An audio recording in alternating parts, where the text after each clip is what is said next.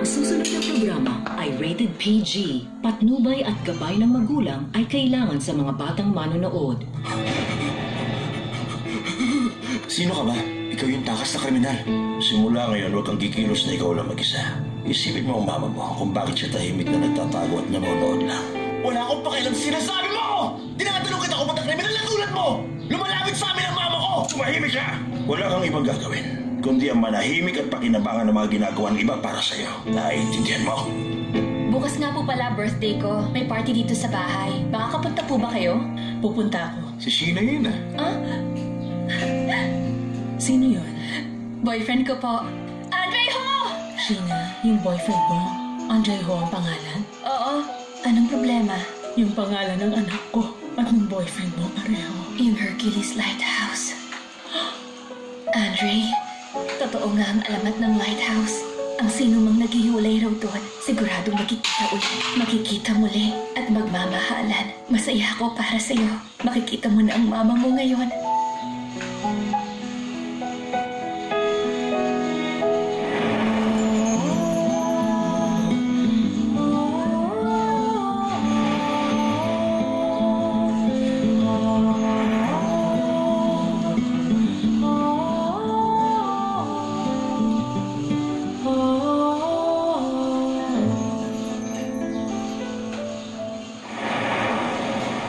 Anong sabi mo? Punta ka na rin dito. Hindi. Yung nauna mong sinabi. Ako narinig. Nakita na ngayon ni Andre ang mama niya. At hindi lang yun, namamasukan palang kasambahay ang mama niya sa inyo. Ang daming nangyayari na hindi mo inaasahan. O diba, good news yan para sa inyo. Maramang close na kayo kasi isa ang tirahan nyo. O sige, basta pumunta ka na ha. Big time to party. May grade schooler at isang pulubi hanggang dito ngayon. Anyway, basta pumunta ka na, ha?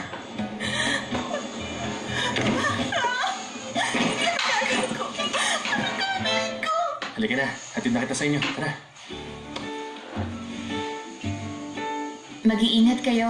Salamat sa pagpunta sa party ko. Sana nag-enjoy kayo. Ate, happy birthday! Sa'yo din, kuya. Kasi nakita na kayo ng mama mo. Okay, thank you sa inyo, ha? Thank you rin sa'yo. Bye!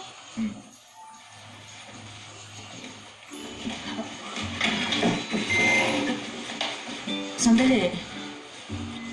Wala ba kayong goodie bag? Ano po, di ba? Goodie bag? Yung ginigiveaway? Binibigyan nila ako nun pag umattend ako ng party. Gusto mong iuwi yung tirang pagkain? Hindi ako kumakain ng pagkain tumagal na ng 2 oras, no? Ah, ganun ba? O sige, ingat ka na lang.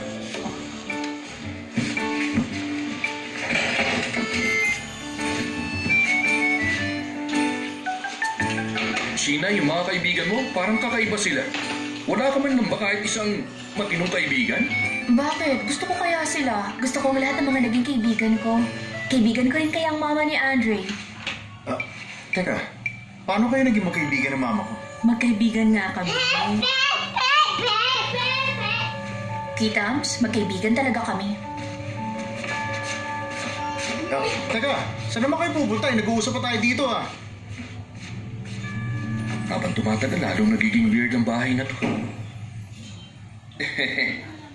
Tita, alam niyo ba? Hindi niyo alam kung gaano ko nahirapang hanapin kayo. Memorize ko na yung mga dati niyong address. Pati yung mga kaibigan at kamag-anak, inalam ko. Ganun ba? Ilang taon ako sa ibang bansa after ng divorce namin. Nung maubos ang savings ko, bumalik ako. Namasukan akong kasambahay. Kaya siguro nahirapan kayong hanapin ako. Wala nangyari. Mahirap palang pinagdaanan niyo. O ba, dapat mag-toast tayo para doon. Cheers!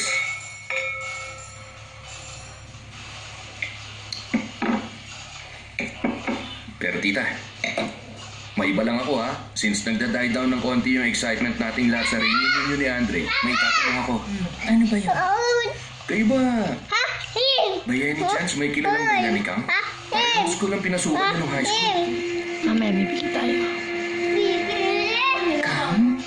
Melanie? Opo. Kilala mo siya? Mom, di ko lang gusto ko na yung pato. Bakit mo gusto gustong malaman kung kilala ko siya. Meron kasing konting problema, tita, kaya hinahanap namin yung babaeng ang pangalan ni Melanie Kang. Kinancel niya yung resident ID niya. Pagkatapos nun, wala na siyang record. Kilala ko ang babae niya. Kilala ko kung anong klaseng tao siya. Talaga? Kilala mo rin siya, Andre. Sandali. Kilala ko? Andre, anak. Stepmother mo siya.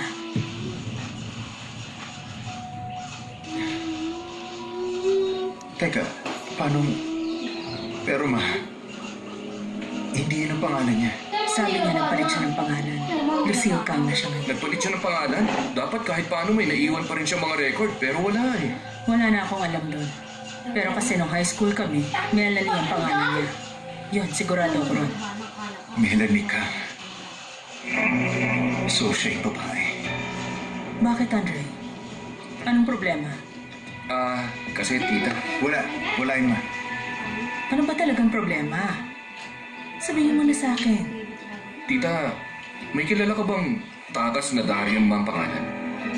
Parang narinig ko na ang pangalang yun. Alam niyo, tita, sa totoo lang, hinahanap din namin ng Darion Ma na yun eh.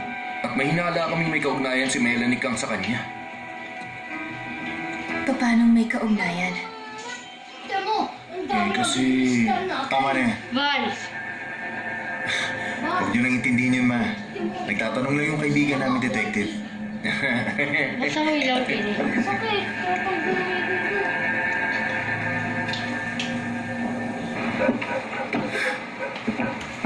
Magtataprush! My God. Yung bang mama ni Andre nandun pa siya sa loob? Malamang. Teo, meron ba siyang sinabi tungkol sa akin? Tulad ng ano? Never mind. Hindi ka ba papasok? Teo, pwede mo ba akong samahan uminom? Micah, sorry ha, pero ayoko kasing uminom ngayon eh. Samahan mo na ako.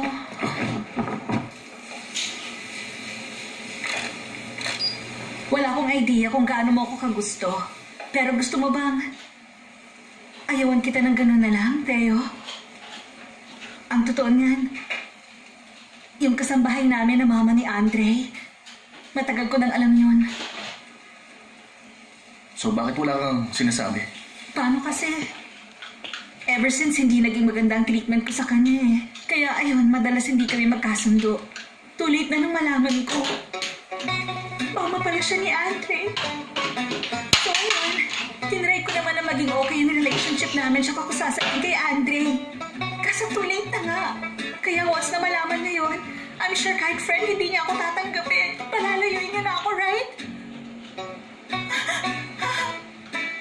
Alam ko naging maldita ako eh.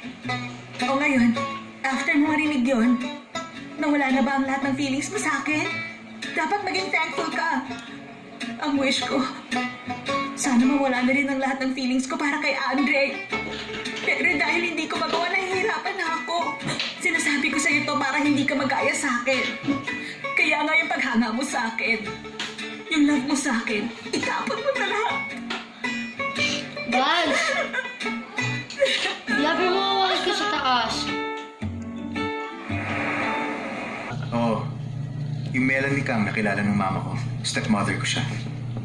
Ngayon, if ever na related siya kay Darion Ma, siya ang nasa likod. Mamaya ka bibigyan. So kaya ka sinusundan ni Darion Ma? Dahil inutos yun ang stepmother mo? Bakit naman? Bakit kanya ipapatay? Malamang sir, ginawan siya ng kalokohan ng Andre o na yan. Ay, Nanotarize na nga pala ang last will and testament ni Papa. Halos lahat ng Yan ba si ano? assets niya sa akin kay Mama yung iwan. Isa lang ang naiisip kong dahilan. Tungkol yun sa mana. tungkol sa mana. Gano'n ba kalaki ang mamanahin mo para mag-hire pa siya ng killer mo? Ano? Loko ka talaga. Ayan ka na naman eh. Tigilan mo na ako. Ang father mo pa, big time na business mo. Ano? Totoo ba yan? Wala ba kayong gagawin ngayon? Hindi niyo siya bibigyan ng sapina?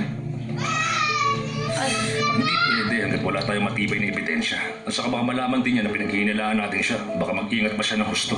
Mag-ingat tayo hanggang sa makahanap tayo ng ebidensya. Malakas ang kutob ko, nagtutugma ang mga pangyayari. At wala na tayong oras. Ano ba magagawa mo? Diskarte ako ng mag-isa. At hahanap ako ng ebidensya. Hindi ako magsasayang ng oras.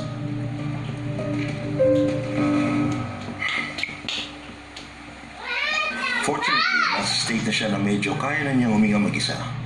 Mabuti na lang at nangyari ang insidente niya habang naka-ventilator siya. So, wala namang fatal cardiac arrest. Minsan muntik na siya Bakit nangyari na naman? Hindi ko alam kung mabubuhay pa siya ng maayos pag-isip niya. Ang case ng asawa niyo, Mrs. Meron siyang tinatawag na diffuse axonal injury. So, sa case na yan, kung minsan ang patient, bigla na lang siya nagigising from a coma. But since hindi natin alam exactly ang process kung paano nakaka-recover ang injured brain, tinatawag namin yung himala o milagro. Gusto ko pumabasa na magkakaroon ng milagro, Doktor.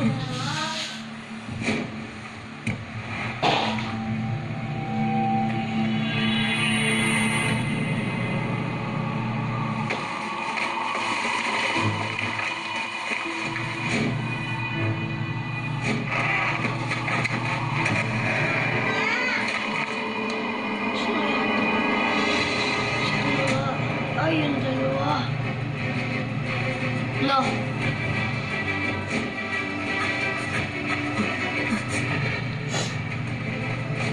Nasaan din talaga yun? Nasaan na talaga yun? Yung dalawang yun? Ano yung kaibigan o kalaban?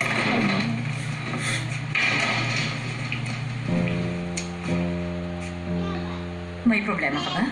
Siya ba ang papa ko? Si Darian, ma. Siya ba? Kailangan ko pa bang i-confirm sa'yo? Oo. You know what, Aaron? Makinig ka mabuti. Wala kang kailangan malaman ngayon. Wala kang kailangan gawin. Kung uupo ka lang at maghihintay, gagawin ko ang lahat para sa'yo. Kaya bakit kailangan mo pang ma-curious sa mga Kasalitaan ako na isang tulad niya! Hindi ko matanggap. Dahil doon, pakiramdam ko para akong lumot. Na hindi pwede masikatan ng araw.